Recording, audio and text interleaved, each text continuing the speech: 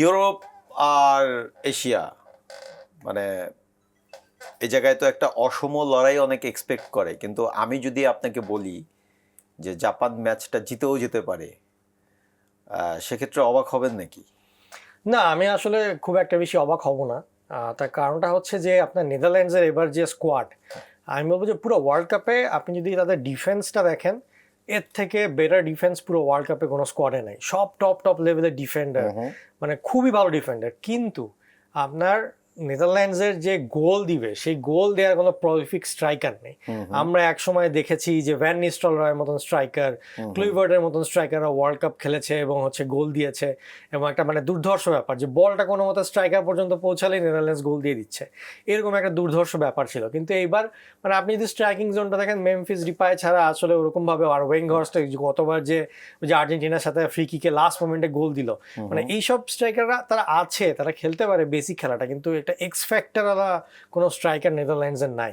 So পুরোটাই defender এবং মিডফিল্ডারের উপর ভর করে আসলে খেলতে হবে। So on the other hand আপনি যদি দেখেন হচ্ছে জাপানের যে খেলা, জাপানের খেলা কিন্তু অ্যাজ এ টিম দুর্দান্ত তারা খেলে, গত ওয়ার্ল্ড কাপ গুলোতেও খেলা দেখিয়ে এসেছে।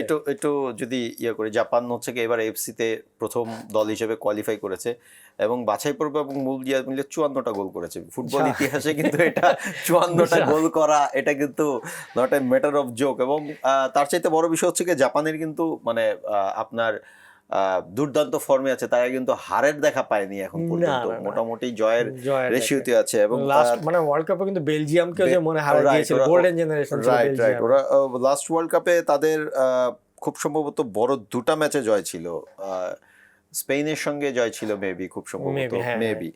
আর ওদের ধরেন তাকাফুসা কুবের কথা বলতে হয় যে মানে এই মুহূর্তে জাপানের মেসি এবং এশিয়ার মেসি, তাকে একটা ডিফারেন্ট ভাবে হচ্ছে গিয়ে অনেকে রিড করে। সো তার সঙ্গে ভ্যান্ডিকের একটা বড় লড়াই হবে, এটা প্রত্যাশা নিশ্চয়ই করাই যায়। এবং বেশ কিছু প্লেয়ার আসলে ইংলিশ প্রিমিয়ার লিগও খেলে। ইনামতো একজন আছে লিডসে খেলে, খুব ভালো একজন মিডফিল্ডার।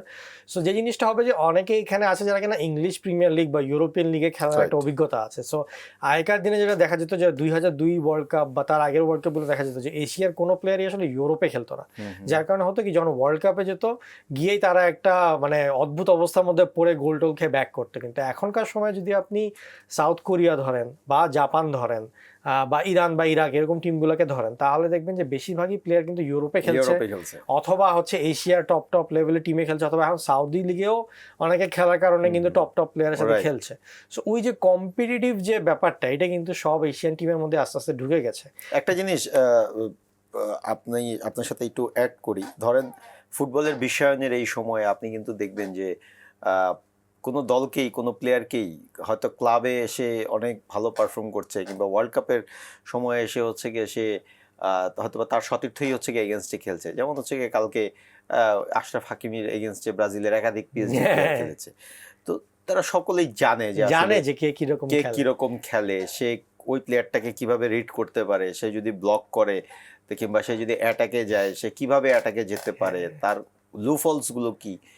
এটাই আসলে ফুটবলের বিশ্বায়ন এবং এটাই আসলে খেলাটাকে সৌন্দর্যমণ্ডিত করে। এই যে ধরেন যত কম্পিটিটিভ ম্যাচ হচ্ছে, যত কিনা ভালো ভালো টিম উঠে আসছে, দিন শেষে কিন্তু আপনি দর্শক হিসেবে সেই কম্পিটিটিভ খেলা দেখতে চাই। আমি যদি দেখি যে হ্যাঁ ব্রাজিল আর মরক্কোর মধ্যে ব্রাজিল 5 গোল দিচ্ছে, মরক্কো 0 গোলে হেরে যাচ্ছে, সেক্ষেত্রে আমারও আস্তে আস্তে ফুটবলের প্রতি ইন্টারেস্ট কমে যাবে। কিন্তু এই যে ব্রাজিল মরক্কো 1-1 হলো, এই যে পুরো এখন ইকুয়েশনটা ডিফারেন্ট হয়ে গেল, বা নেদারল্যান্ডস জাপানের মধ্যে যে এখন কে জিতবে এটা আমরা জানি না, কিন্তু 30 বছর আগে আমরা চোখ বন্ধ করে বলে দিতে পারতাম যে নেদারল্যান্ড যেহেতু ম্যাচটা জিতবে। সো এইটাই হচ্ছে ফুটবলের বিশ্বায়ন এবং এটাই হচ্ছে ফুটবলের একটা সৌন্দর্যের জায়গা সামনের দিনগুলো। যদি প্রেডিকশন বলি, আমি তো দেখি ড্র হচ্ছে খেলাটা। আমিও আসলে ড্র এর দিকেই দেখতে পাচ্ছি, খেলাটা আসলে ড্র হবে গ্রুপ স্টেজে। তারা চেষ্টা করবে যে ড্র করে অ্যাটলিস্ট এই বড় ম্যাচটা যাতে কোনো পয়েন্ট না তারা না হারায়। দর্শকরা আসলে কি চায় সেটা নিশ্চয়ই আমাদেরকে জানাবে। তো যাই হোক, আমরা নেদারল্যান্ড এবং জাপানের ম্যাচ একটা দুর্দান্ত ম্যাচ হবে, এই প্রত্যাশা তো নিশ্চয়ই করতে পারি। জি।